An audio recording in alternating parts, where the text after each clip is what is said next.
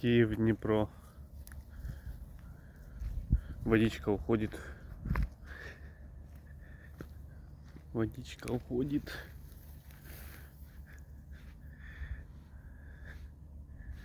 Прям сильно уходит.